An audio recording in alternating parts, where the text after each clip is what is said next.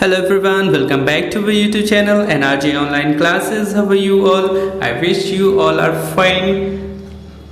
आज का वीडियो बहुत ही इम्पॉर्टेंट है उन सभी लोगों के लिए जो बैंक, एसएससी या रेलवे से रिलेटेड कोई भी एग्जाम देने वाले हैं, क्योंकि अगर ये वीडियो आज आपने नहीं देखा तो हो सकता है आगे चल के आपको बहुत ही कंफ्यूजन बना रहे। तो जो भी कंफ्यूजन है वो आप इस वीडियो में बिल्कुल तरह से क्लियर हो जाएगा रिलेटेड टू द सेट मतलब कॉमन एलिजिबिलिटी टेस्ट। ठीक है, क्योंकि ये जो जैसे कि एग्ज़ाम देना अगर आप चाह रहे हैं एसएससी, रेलवे या बैंक के लिए, तो इसके लिए सबसे ज़रूरी है सेट का पास करना। ठीक है, कॉमन एलिजिबिलिटी टेस्ट को पास करना, क्योंकि अगर आप इस एग्ज़ाम में पास नहीं होंगे तो आप एसएससी एग्ज़ाम के, रेलवे के या बैंक के किसी के भी एग्ज़ाम नहीं दे पाएंगे। ठीक है, तो इस वीडियो को बहुत ही ध्यान से देखें। अभी हाल ही में CET जो है इसके बारे में एक अनाउंसमेंट की गई है सेंट्रल गवर्नमेंट की तरफ से। ठीक है, तो इसके लिए एक अप्रूवल दिया गया है, तो उसके बारे में हम लोग बात करने जा रहे हैं। चलिए देखते हैं आज के जो लेक्चर है उसमें और क्या क्या हम लोगों को लेके चलना है, क्या चीज़ों का ध्यान रखना है। ठीक है, तो जैसे कि हमने बताया कि जो सेट है कॉमन एलिजिबिलिटी टेस्ट, ये हम सभी एग्जाम्स के लिए बहुत ज़रूरी है। ठीक है, जैसे कि आप देख रहे हैं नेशनल रिक्रूटमेंट एजेंसी NRA का गठन किया गया है गवर्नमेंट के द्वारा, सेंट्रल गवर्नमेंट के द्वारा। अब हमारा जो कॉमन एलिजिबिलिटी टेस्ट होगा इसको कराने की जो प्रक्रिया है वो एजेंसी कराएगी, कौन सी? National recruitment agency. ठीक है, नेशनल रिक्रूटमेंट एजेंसी के द्वारा सेट एग्जाम कराया जाएगा। ठीक है, जिसकी फुल फॉर्म है कॉमन एलिजिबिलिटी टेस्ट। ठीक है, given more choices to job seekers. ठीक है, तो जो भी हैं जॉब सीकर्स हैं, जॉब को ढूंढ रहे हैं, उनके लिए ये एग्जाम्स की बहुत ज़रूरी है। इनमें क्या क्या पॉइंट्स हैं उनको हम लोग देख लेते हैं। Standard curriculum of degree of difficulty. ठीक है, to be conducted in multiple Indian language. ये काफ़ी इंडिया की जितनी भी लैंग्वेज हैं उन सभी लैंग्वेजेस में इसको कंडक्ट कराया जाएगा। ठीक है, based on CET score final selected to be made through separate specialized tier 2 and tier 3 examination conducted by respective recruitment agency. मतलब क्या हुआ कि ये जो एग्ज़ाम है, ये इस एग्ज़ाम के थ्रू जो हमारे बैंक में या एसएससी में या रेलवे में जो प्री एग्ज़ाम होते थे, अलग अलग टाइप की जो एजेंसीज एग्ज़ाम्स कराती थी, अब वो नहीं होगा। अब एक ही एजेंसी जो नेशनल रिक्रूटमेंट एजेंसी है, यही सारे एक सेट एग्ज़ाम कराएगी कॉमन एलिजिबिलिटी टेस्ट, जिसमें जो हमारे मार्क्स आएंगे उसके अकॉर्डिंग ही हम लोग इनके टियर 2 और टियर 3 के एग्जामिनेशन दे पाएंगे। ठीक है, TET score of a candidate will be valid for 3 years. और ये जो हमें मार्क्स मिलेंगे, जो स्कोर होगा वो सिर्फ 3 ईयर्स के लिए ही लिमिटेड है। ठीक, सिर्फ 3 ईयर्स ही हम लोग इसके लिए यूज़ कर पाएंगे। ठीक है, फिर देखिए no restriction on number of attempt, मतलब इसके लिए अटैम्प्ट के लिए कोई रिस्ट्रिक्शन नहीं कि हम लोग इस एग्ज़ाम को कितनी बार देने के लिए ट्राई करें। ठीक है, जैसे नीचे देख रहे हैं relaxation in upper age limit to be given to candidate of SC ST OBC PWD ETC, मतलब जो रिलैक्सेशन था वो उसी तरीके से दिया जाएगा। चलिए नेक्स्ट देख लेते हैं। नेक्स्ट स्लाइड में जो चीज़ें हैं वो है national recruitment agency transparency and ease in recruitment process. जो रिक्रूटमेंट प्रोसेस होगा उसमें बहुत ईजी हो जाएगा हमारे लिए। Recently government job seekers appears for multiple examination conduct by multiple agencies. अभी तक मल्टीपल मतलब बहुत सी एजेंसीज बहुत से एग्जाम्स करा रही थी, लेकिन अब एक ही एजेंसी काम करेगी और एक ही एजेंसी के थ्रू हमको एक एग्ज़ाम फाइनल करना होगा। ठीक है, और भी काफ़ी चीज़ें हैं उनको भी हम लोग समझ लेते हैं। जैसे यहाँ पे है बात कही जा रही है कि इसके लिए लगभग CET to be conduct at over 1000 center, मतलब लगभग 1000 सेंटर्स के में इस एग्ज़ाम को कराया जाएगा। ठीक है, चलिए और आगे देख लेते हैं। Initially the NRA is conduct CET twice a year, मतलब एक साल में 2 बार इस एग्ज़ाम को कराएगी CET। ठीक है, चलिए मल्टीपल चॉइस क्वेश्चन, और जो इसका एग्ज़ाम का टाइप होगा वो मल्टीपल चॉइस क्वेश्चंस होगा। ठीक है, चलिए तो आगे की जो भी डिटेल है, क्या गवर्नमेंट से जो आए हुए हैं, ठीक है, जो स्टेटमेंट दिया है, जैसे हमारे जो डॉक्टर जितेंद्र सिंह जी हैं उन्होंने क्या स्टेटमेंट दिए हैं उनको देख लेते हैं। ट्विटर में उन्होंने किया है, the merit list of common eligibility test will remain valid for 3 years, during which a candidate can appear for jobs in difficult sector depending upon his or her aptitude and preference। तो ये common eligibility test 3 years के लिए valid रहेगा, उसी के according ही हम लोग different sectors में अपनी एटीट्यूड या प्रेफरेंसेस के अकॉर्डिंग ही अप्लाई कर पाएंगे। ठीक है, सेट में सफल उम्मीदवारों की सूची का उपयोग राज्य सरकारें द्वारा भी किया जा सकता है यदि यह भर्ती चयन नौकरी में आसानी और विशेष रूप से समाज में कुछ वर्गों के लिए जीवन यापन में आसान नहीं लाएगा। मतलब ये जो सेट कॉमन एलिजिबिलिटी टेस्ट का जो प्रोसेस स्टार्ट किया गया है, इसका सिर्फ एक ही मोटो है कि जितने भी अलग अलग टाइप की एजेंसीज प्री के एग्जाम्स कराती हैं, अब वो सभी एग्जाम्स प्री के ना होके सिर्फ एक एलिजिबिलिटी टेस्ट होगा, जिसके ही अकॉर्डिंग हम लोग आगे के मेंस एग्जाम्स दे पाएंगे, टीयर 2 या टीयर 3। इससे हमें ज़्यादा एग्जाम्स के फॉर्म नहीं भरने होंगे, सिर्फ हमें टेट देना है, सेट देना है, सेट के बाद हम फाइनल के एग्ज़ाम दे पाएंगे। ठीक है, इससे रिलेटेड आगे का जो वीडियो है वो उस वीडियो में आप लोग देखेंगे कि जो हमारे जैसे डॉक्टर जितेंद्र सिंह जी हैं, उन्होंने क्या स्टेटमेंट दिए हैं और क्लियर करते हुए इस चीज़ों को बिल्कुल बेसिक में समझ में आ जाएगा आप लोगों को। तो इसको बिल्कुल वीडियो को ध्यान से देखें, अगर कोई भी डाउट रह जाता है तो हम उसको ज़रूर आपको क्लियर करेंगे। हमें आप कमेंट करिए, हम उनको जो भी डाउट्स हैं उनको क्लियर करने की कोशिश करेंगे। वीडियो को आगे स्टार्ट करने से पहले हमारे वीडियो को लाइक करें और ज़्यादा से ज़्यादा शेयर करें। जो भी हमारे चैनल में नया है वो उस चैनल को ज़रूर सब्सक्राइब कर ले और आगे का वीडियो बहुत ध्यान से देखें। यहाँ पर आपका कोई भी डाउट्स नहीं रहेगा, जो ऑफिशियल अनाउंसमेंट हैं उनके बारे में आपको पूरी डिटेल में जानकारी मिल जाएगी। ठीक है, तो बहुत ही ध्यान से देखें। ओके, आज कैबिनेट की बैठक प्रधानमंत्री जी के अध्यक्षता में हुई और बहुत ऐतिहासिक फैसले लिए हैं। आज नौकरी के लिए जो युवा होते हैं उनको बहुत परीक्षाएं देनी पड़ती है और उनको लगभग 20 रिक्रूटमेंट एजेंसीज है, तो कोई 4-5 में अगर परीक्षाएं देता है तो उतनी परीक्षा उतनी जगह जाना, ये सब समाप्त करने के लिए एक ऐतिहासिक फैसले में नेशनल रिक्रूटमेंट एजेंसी,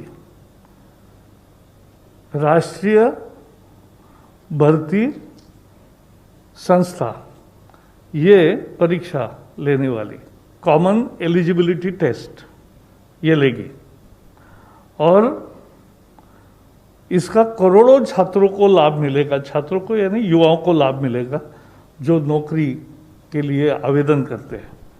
इसके बारे में विस्तार से जानकारी देने के लिए हमारे साथी जितेंद्र सिंह जी आए हैं, लेकिन मैं इतना ही कहूँगा कि ये मांग थी पूरे युवा पीढ़ी की सालों से, लेकिन नहीं हो रहा था। लेकिन इस एक निर्णय से, नेशनल रिक्रूटमेंट एजेंसी से एक परीक्षा, उससे उनकी तकलीफ भी दूर होगी, उनका पैसा भी बचेगा और मानसिक स्वास्थ्य भी ठीक रहेगा। बहुत दौड़ धूप नहीं होगी और एक ही परीक्षा से उनको आगे जाने का मौका मिलेगा। धन्यवाद सर। अब मैं रिक्वेस्ट करता हूं सेक्रेटरी डीओपीटी डॉक्टर चंद्रमौली जी से कि वो एनआरआई के बारे में अपना थोड़ा प्रेजेंटेशन पे, उसके बाद फिर मंत्री से रिक्वेस्ट करेंगे बाद में। Historic decision of setting up a national recruitment agency has been taken by the Union Cabinet. This marks a paradigm shift in government recruitment. Next, please. Now, let us start with what are the problems. ये दिक्कतें क्या हैं जो उम्मीदवार face करते हैं। तो अगर देखा जाए तो पहले हर रिक्रूटमेंट एग्जाम का शेड्यूल अलग अलग होता है, इसके लिए एप्लीकेशन प्रोसेस भी अलग अलग होते हैं और डिफरेंट जब 2-3 एग्ज़ाम कंडक्ट करने पड़ते हैं तो इंफ्रास्ट्रक्चरल फैसिलिटीज़ की कमी के कारण कई जगहों पे माल प्रैक्टिसेस होने की भी संभावना बढ़ जाती है। खासकर ये जो सेंटर्स हैं ये ज़्यादातर अर्बन एरियाज़ में होने के कारण कई ग्रामीण इलाके से जो कैंडिडेट्स आते हैं या जो महिला कैंडिडेट्स होते हैं या दिव्यांग कैंडिडेट्स होते हैं, उनको यात्रा करने में खर्चा जो होता है और साथ में किसी को एस्कॉर्ट भी लाना पड़ता है, वहाँ रुकना पड़ता है, ये सब खर्चे जो हैं बहुत एक इम्पेडिमेंट बन जाते हैं कि ज़्यादा एग्ज़ाम में पार्टिसिपेट करने के लिए ये एक बहुत बड़ा बाधा हो जाता है। फीस, अब हर एग्ज़ाम का फीस अलग होता है और उसका भरने का तरीका भी अलग होता है। कोई मतलब ऑनलाइन भर लेता है, कोई मतलब डीडी मांगता है, या ऐसे कई दिक्कतें आती हैं, मल्टीपल फीस देने पड़ते हैं। एग्जामिनेशन डेट्स कई बार क्लैश हो जाते हैं एक एजेंसी और दूसरे एजेंसी के बीच, तो कैंडिडेट को ये फिर निर्णय लेना पड़ता है कि कौन सा एग्ज़ाम छोड़ें और कौन सा एग्ज़ाम दें। बहुत ये इंफ्रास्ट्रक्चर की कमी भी महसूस होती है, क्योंकि कुछ ही सेंटर्स में ये एग्जामिनेशन करवाए जाते हैं जहाँ पे कंप्यूटर फैसिलिटीज़ है, जो ज़्यादातर अर्बन एरियाज़ में ही होते हैं, तो वहाँ इंफ्रास्ट्रक्चर की भी कमी महसूस की जाती है। ट्रांसपोर्टेशन एंड लॉजिंग, जैसे मैंने कहा, इसको गांव या दूर दराज इलाकों से उनको सेंटर में आने में दिक्कतें होती हैं ट्रांसपोर्टेशन की और रहने की। उस जगह पे 1-2 दिन रुकना पड़ता है, उसके लिए फिर लोगों को साथ में कोई एस्कॉर्ट भी लाना पड़ता है लोगों को। हर एग्ज़ाम का करिकुलम, पाठ्यक्रम जो है वो अलग अलग निर्णय, तो हर एक के लिए पढ़ाई जो करनी पड़ती है वो अलग ढंग से करनी पड़ती है। हालांकि लेवल एक ही है, जो भी एग्जाम्स दे रहे हैं उनका लेवल एक ही है, लेकिन उनको डिफरेंट करिकुलम, डिफरेंट पाठ्यक्रम होने के कारण उनको अलग अलग से तैयारी करनी पड़ती है। इन परीक्षा सेंटर्स में जो सिक्योरिटी देना पड़ता है उसके लिए भी लार्ज स्केल मोबिलाइजेशन करना पड़ता है, तो वहाँ पे एकदम पूरा जो जिले का जितने भी ऑफिसर्स हैं उनको डिप्लॉय करना पड़ता है, पुलिस को डिप्लॉय करना पड़ता है। ये सिक्योरिटी का भी मामला बहुत मुश्किल हो जाती है। इन सब के कारण जो है कॉस्ट तो बढ़ती हैं, खर्चा तो बढ़ता ही है, और अंत में जो साइकिल ऑफ रिक्रूटमेंट है, रिजल्ट लाने में और भर्ती करने में जो साइकिल ऑफ रिक्रूटमेंट है, ये बहुत लंबा हो जाता है। ये तो हो गई प्रॉब्लम जो कैंडिडेट्स फेस करते हैं। अब कई दिक्कतें ये इंस्टीट्यूशंस जो इन एग्जामिनेशंस को कंडक्ट करते हैं उनके लिए भी कई दिक्कतें होती हैं, जैसे कि मल्टीपल रिक्रूटमेंट एजेंसी हैं। मंत्री जी ने कहा कि ऑलमोस्ट सेंट्रल गवर्नमेंट में 20 से अधिक रिक्रूटमेंट एजेंसीज हैं। हालांकि हम अभी 3 ही एजेंसीज के एग्जामिनेशंस को कॉमन कर रहे हैं, but in course of time ये अनुमानित है कि हम लोग सारे रिक्रूटमेंट एजेंसीज के लिए ये कॉमन एलिजिबिलिटी टेस्ट कर पाएंगे। तो मल्टीपल रिक्रूटमेंट एजेंसीज हैं, मल्टीपल टायर्स ऑफ एग्जामिनेशन हैं। टायर 1 जो होता है वो प्रिलिमिनरी टाइप का होता है, जहां पे करीबन 2.5 करोड़ से ज़्यादा कैंडिडेट्स उसको लेते हैं। तो उसके बाद वहाँ से फिल्टर होके मेन एग्ज़ाम जो है टायर 2 कहलाता है, तो टायर 2, टायर 3 एग्जामिनेशंस के लिए वो तैयार होते हैं। तो ये मल्टीपल टायर्स ऑफ एग्ज़ाम जहाँ भी हो रहा है, तो बार बार एग्जामिनेशन देते देते ऑलमोस्ट सारे साल में इंस्टीट्यूशन को कुछ ना कुछ कहीं ना कहीं मतलब एग्जामिनेशन करने के लिए कुछ तैयारी करनी पड़ती है। लैक ऑफ स्टैंडर्डाइजेशन, एक समान स्तर का ये एग्जामिनेशन नहीं होता है, कहीं बहुत इजी हो जाता है, कहीं बहुत डिफिकल्ट हो जाता है। तो इसको एक समान स्तर पे लाने के लिए एक स्टैंडर्डाइजेशन प्रोसेस की भी जरूरत है। वेन्यूज, एग्जामिनेशन कंडक्ट करने के लिए जो वेन्यूज हैं वो बहुत ही लिमिटेड हैं, एंड मोस्टली ये अर्बन एरिया में, शहरों में ही पाए जाते हैं। तो अवेलेबिलिटी ऑफ वेन्यूज के बेसिस पे भी हमको एग्जामिनेशन के शेड्यूल को एडजस्ट करना पड़ता है। सिक्योरिटी का तो मैंने कह दिया पहले ही।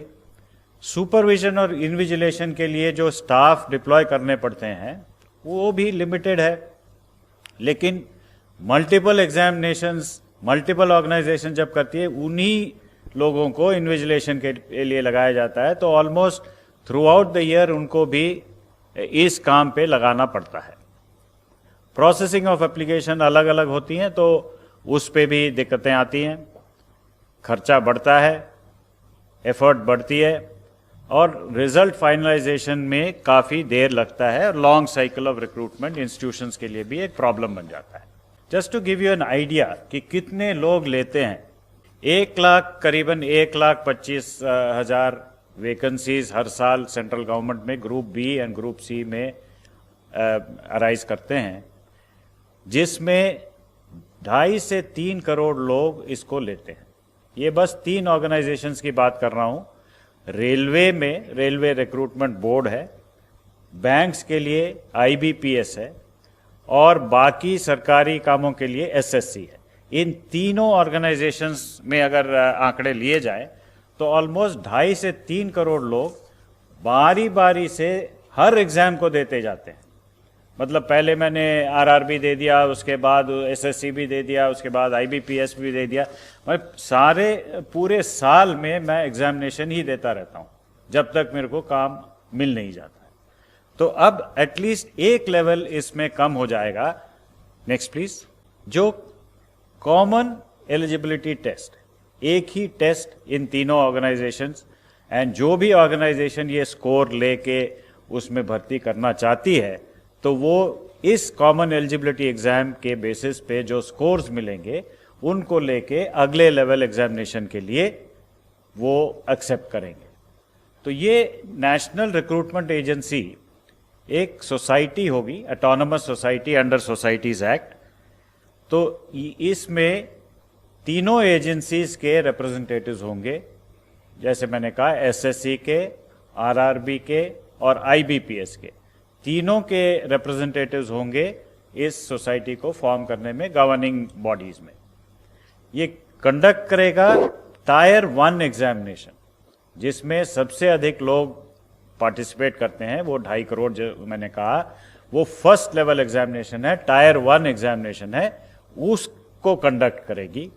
ये फुल्ली ऑनलाइन एग्जाम होगा, कंप्यूटर बेस्ड एग्जाम होगा और उसके स्कोर्स जो हैं वो इमीडिएटली कैंडिडेट को मिल जाएगा, जिसके बेसिस पे वो किसी भी एजेंसी में अपना, या SSC हो या RRB हो या IBPS हो, वो स्कोर के आधार पे वो अप्लाई करके अगले लेवल एग्जामिनेशन ले सकते हैं।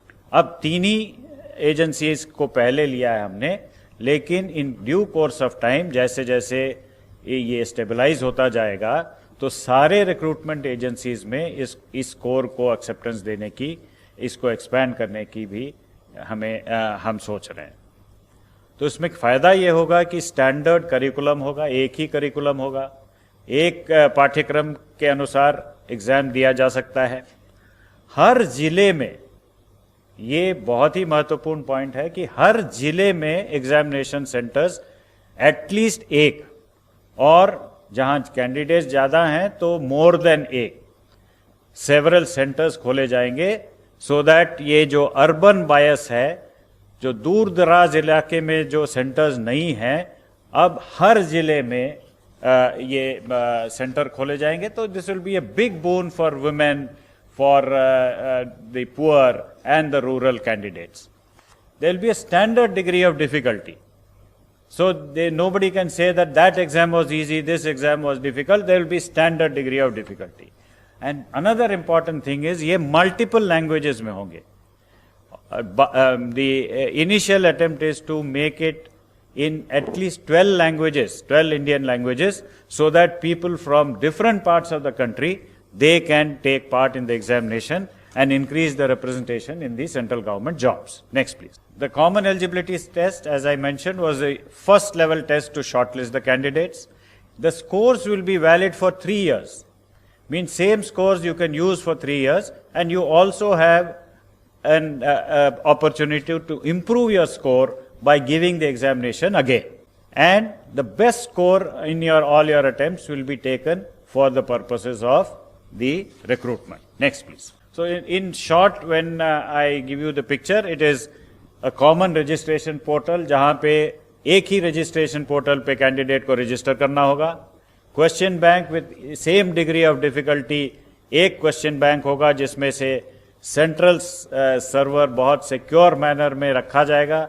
वो test center में security के साथ जाएगा with all the protocols which are required, the technological firewalls etc. उसमें होंगे और फाइनली वो स्कोर्स जनरेट हो जाएंगे जो 3 साल के लिए उनको वैलिड होगा. Next please. So this is the benefit for the students. Again, I would like to repeat, a common registration, a single fee, a common curriculum, standard question bank, secure examination process, a quicker generation of scores, reduced time for the recruitment cycles, better infrastructure we will be able to provide in the examination centers to the candidates, and then improved facilities and access for rural women, rural candidates, women candidates, disadvantaged candidates who will not have to travel long distances looking for safe places to stay for giving these examinations. And further, outreach services will be provided based on the information which we get from the examination, because it's an online examination.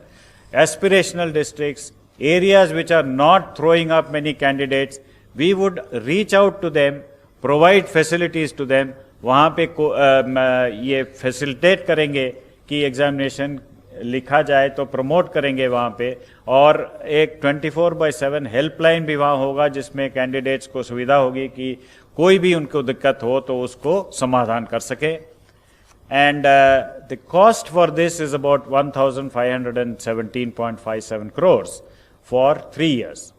Of course, since 3 agencies are already incurring this cost separately, that will be a saving for those respective organizations, whereas this would be the cost which will be incurred by the new organization, which is the NRA. So net, there will be a savings to the government, and each of the organizations will actually save not only in cost but in effort and the time taken. Special provision has been made because in the aspirational districts the infrastructure is very poor. Therefore, to create connectivity infrastructure as well as examination infrastructure, a viability gap funding is also provided for in these 117 districts. So next please. Thank you very much. धन्यवाद sir. अब मैं request करता हूँ doctor Jitendra Singh ji से. Sir, जैसा कि आप सब ने अब तक जो कहा गया उसके आधार पर आपके ध्यान में आया होगा, this is a revolutionary reform and I think one of the most landmark reforms in the history of independent India.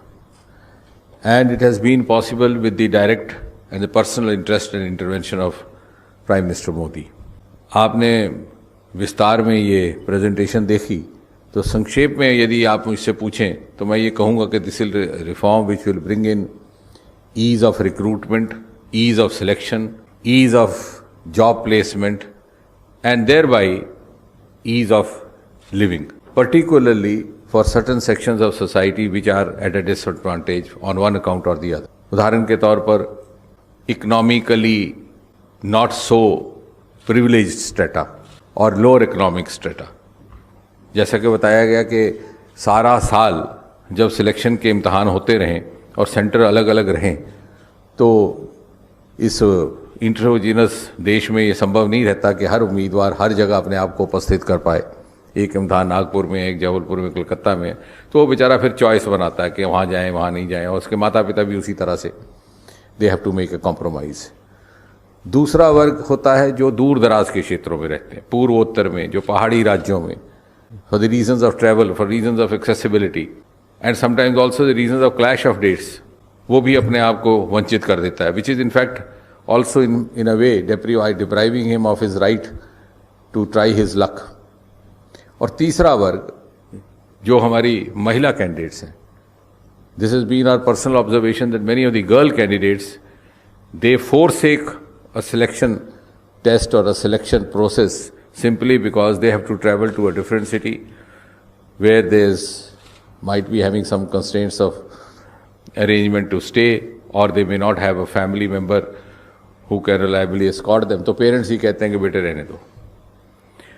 तो उस सारी बातों को मद्देनज़र रख के, क्योंकि आपने इसके एडमिनिस्ट्रेटिव पहलू देखे, मैं इसके थोड़े से सामाजिक पहलू की दृष्टि से बात कर रहा हूँ. ये it will be A saving on the state exchequer, it will be saving on the personal cost, and it will be huge convenience. So in other words, it is a combination of convenience and cost effectiveness. और जो 20 भारत सरकार की agencies हैं उसमें अभी हमने प्रारंभ में 3 एजेंसीज को शामिल किया, आगे जाके बाकी भी होंगी। इन सब के अलग अलग चरण में टेस्ट होते हैं, लेकिन जो पहला रहता है which is more or less an elementary test which is also known as a preliminary test is by and large of a very common denomination and a general denomination. It's not a specialized test. तो जब एक merit list बन जाती है common eligibility test के आधार पर, that can be of utility to any of the agencies which can carry forward its recruitment process. जैसे आपके ध्यान में होगा, हालांकि वो इस बात के साथ तो नहीं है, लेकिन we have the experience of NEET, a common test for medical colleges. Though that is for admission, this is for job placement, but that was also brought in by the Modi government. इसी तरह से पहले AIEEE होता था, वो IIT JEE है, और उस लिस्ट को सभी उपयोग में लाते हैं। वो लिस्ट केवल 1 साल वैलिड रहती है, 3 साल वैलिड रहेगी। तो देखिए उम्मीदवार को कितनी सहूलत हो गई कि उसको फिर उसके बाद अपीयर नहीं होने की जरूरत है 3 साल, unless we have given him the option he can try again also to seek to improve his merit, because that is his fundamental right, we don't want to deprive him. अगर वो ना चाहे तो 3 साल के लिए ये लिस्ट वैलिड है। अब मान लीजिए बैंकिंग सेक्टर है, उसने जब अपना सिलेक्शन प्रोसेस शुरू करना है तो सामान्यतः जो वो प्रीलिमिनरी टेस्ट होता है वो नहीं करेंगे। इस लिस्ट से जो एम्प्लॉयर है, जो रिक्रूटमेंट एजेंसी है या बैंकिंग रिक्रूटमेंट एजेंसी है, उसको ये समझ में आ जाएगा कि कौन कौन से कैंडिडेट्स हैं who are suitable to us, उनकी क्वालिफिकेशन क्या था। जो इस तरफ बैठा कैंडिडेट है वो भी जब एडवर्टाइजमेंट अपीयर होगी तो depending on his aptitude, his qualification, his background, his preference and his bent of mind, वो उसको अप्लाई करेगा। तो it's a win win situation. फिर वहां जाकर के उसकी सेकंड फेज की सिलेक्शन होगी and then he will be engaged in the specialised training. अगर वो रेलवे का है तो रेलवे के दृष्टि से, बैंकिंग का है तो बैंकिंग की दृष्टि से। तो एक बहुत बड़ा पहला जो लेवल था वो इससे क्रॉस हुआ है। लगभग 2.5 करोड़ कैंडिडेट हमारे अनुभव में आया, हर साल तैयार होते हैं जो नौकरी के लिए एस्पिरेंट्स रहते हैं, और भारत सरकार में लगभग 1.5 लाख। लेकिन what I wish to add is that this common eligibility list, which is also a common list, can be utilized even by the state governments.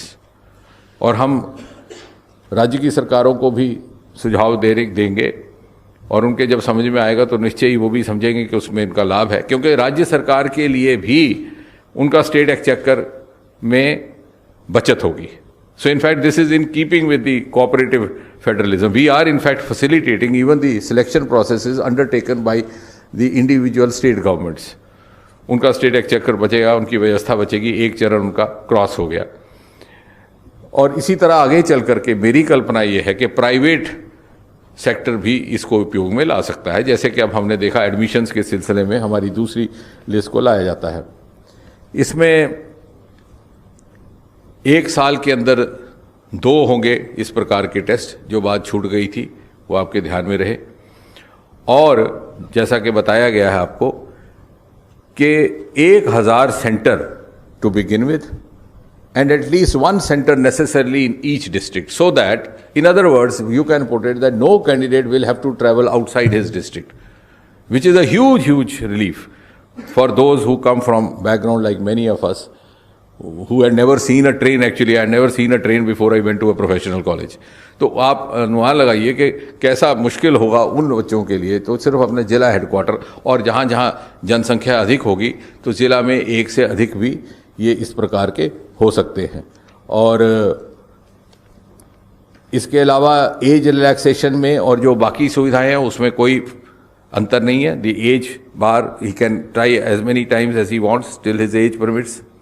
जो दूसरी कंसेशंस हैं फीस इत्यादि की वो भी वैसी रहेंगी, बल्कि एक इसमें फर्दर इम्प्रूवमेंट ये है कि पहले एक ज़माने में सिर्फ 2 लैंग्वेजेस में टेस्ट होता था, अब ये 12 लैंग्वेजेस में होगा and gradually we'll go on increasing the number of languages so that we can try to include as many languages as possible from the 8th schedule. इसके अलावा अगर आप कुछ और इसके बारे में चर्चा करना चाहें, and of course this will be a saving on the exchequer. We will have a national recruitment agency headquartered in Delhi, जो बात रह गई, जिसके एक चेयरमैन रहेंगे और chairman will be of the stature of the Secretary of Government of India. धन्यवाद sir. अभी हम आपसे कुछ क्वेश्चन ले सकते हैं। I think 29.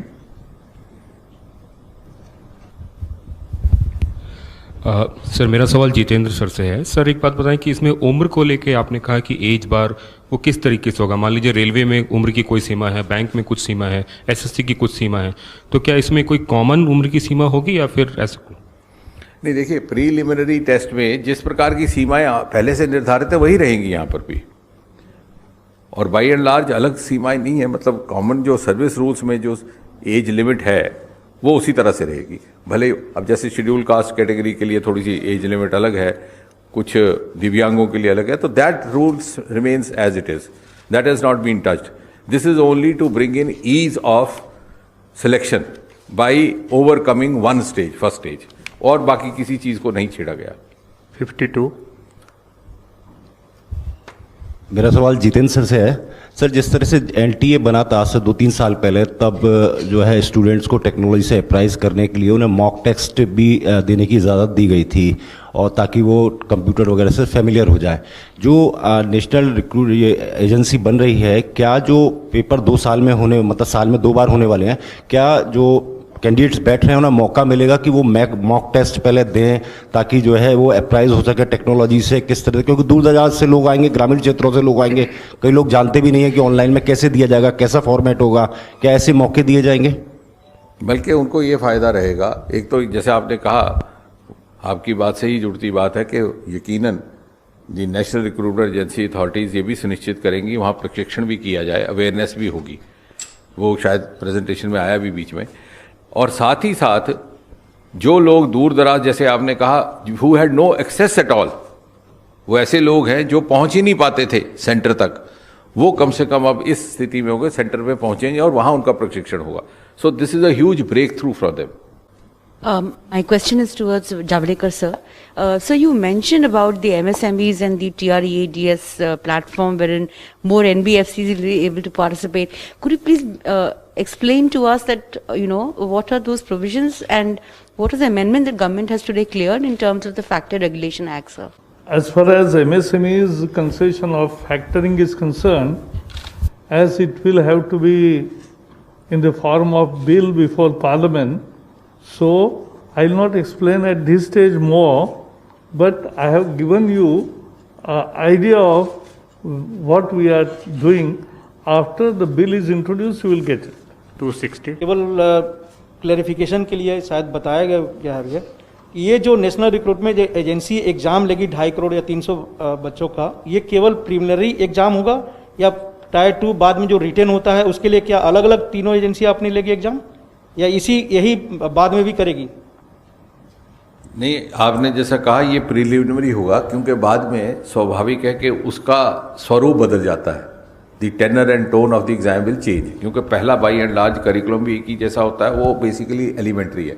उसके बाद मान लीजिए किसी ने बैंकिंग सेक्टर में जाना है, तो बैंकिंग सेक्टर की नुक्ता नज़र से ही उसके क्वेश्चन पेपर बनाया जाएगा, और सिलेक्शन भी उसी तरह की होगी, क्योंकि उनके पास मेरिट लिस्ट होगी एम्प्लॉयर के पास, उसके सामने होगा कैंडिडेट का प्रोफाइल, और कैंडिडेट उसी के लिए अप्लाई करेगा। तो आपका कहना ठीक है, प्रीलिमिनरी स्टेज एलिमिनेट हुई है, दूसरी करने में थोड़ी दिक्कत है। कोई रेलवे में या कोई जाएगा, कोई एसएससी के नौकरियों के लिए जाएगा। सर उसी सवाल पे, मतलब आरआरबी, एसएससी और आईबीपीएस जो बैंक, ये एबॉलिश नहीं हो रहे हैं? नहीं, अबॉलिश करने की बात नहीं है, हम उनको फैसिलिटेट कर रहे हैं जो उनका पहला टेस्ट है, और ये अभी चूँकि नया प्रयोग है और नया इंटरवेंशन और नया रिफॉर्म है, तो टू बिगिन विद 3 इसमें शामिल है। आगे चल के और इसी अनुभव के आधार पर बाकी रिक्रूटमेंट एजेंसीज को भी शामिल किया जा सकता है। नहीं, जैसे अगर मैं एक कैंडिडेट हूँ, मैं फर्स्ट राउंड ये देता हूँ, मुझे जितने भी मार्क्स स्कोर में जितने आएंगे वो लेके मुझे फिर इन तीनों एजेंसी में से जो भी नौकरी जहाँ भी चाहिए वहाँ मैं जा सकता हूँ। अगर आप उस लेजिटिमेट लिस्ट में आ जाते हैं, तो अब आपको जो एडवर्टाइजमेंट अगली आएगी, मान लीजिए बैंकिंग की, तो आपने उसको अप्लाई किया, उसने आपको देखा, आपने उसको देखा, दोनों की अगर अनुकूलता मिल गई तो आपको नौकरी मिल गई या आपकी सिलेक्शन हो गई for the next stage of test, which will of course be more specialised test, क्योंकि आपके जॉब की नौयत और उसके रिक्वायरमेंट के हिसाब से। लेकिन जो उसने पहले एक टेस्ट करना था, उससे आप बच गए, वो भी बच गए कंडक्ट करने से, और आपको वो दुविधा नहीं रही कि आपको जगह जगह 20 सेंटरों पे जाना पड़े या 20 जगह। और उसमें क्या होता था तो कई बार आप कॉम्प्रोमाइज़ कर लेते थे कि साहब चलिए इस बार वो करेंगे, उसमें नहीं अपीयर होते। अब इसमें आपके लिए खुल गया, आप हर जगह एलिजिबल हो गए।